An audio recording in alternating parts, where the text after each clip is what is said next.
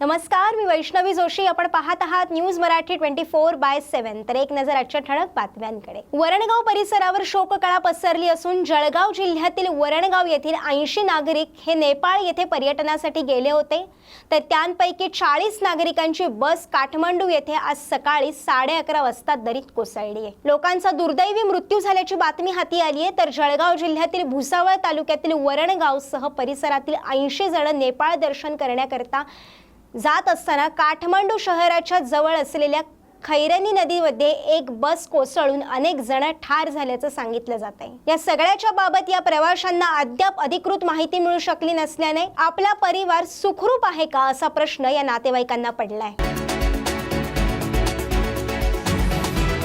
महाविकास आघाडी काळ्या फिती लावून काळे झेंडे दाखवून करणार बदलापूर घटनेचा निषेध असं वक्तव्य विरोधी पक्षनेते अंबादास दानवे यांनी केलंय. महाराष्ट्र विकास आघाडी संभाजीनगरच्या वतीने शनिवार 24 ऑगस्ट रोजी सकाळी 10:30 वाजता शहरातील क्रांती चौकात काळ्या फिती लावून काळे झेंडे दाखवून बदलापूर येथे 2 चिमुरड्यांवर घडलेल्या अत्याचाराच्या घटनेचा निषेध व्यक्त करणार असल्याची माहिती शिवसेना विभागीय नेते तथा विरोधी पक्षनेते अंबादास दानवे व खासदार डॉक्टर कल्याण काळे यांनी दिली आहे. उच्च न्यायालयाने महाराष्ट्र बंद बाबत दिलेले निर्णय आम्हाला मान्य नाही, पण न्यायालयाच्या निर्णयाचा आदर राखला पाहिजे.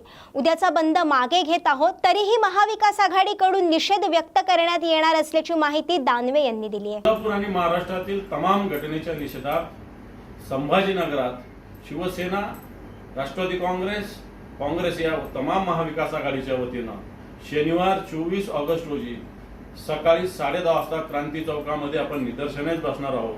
सर्व माता भगिनी, युवा, युवक, विद्यार्थी आणि तमाम जनतेनं या आंदोलनात सहभागी होण्याचं आवाहन मी करतो. त्यांना मी निमंत्रण देतो. न्यायालयाच्या आदेशाने बंद तर मागे घेतलेलं आहे, परंतु आंदोलन मागे घेतलेलं नाही.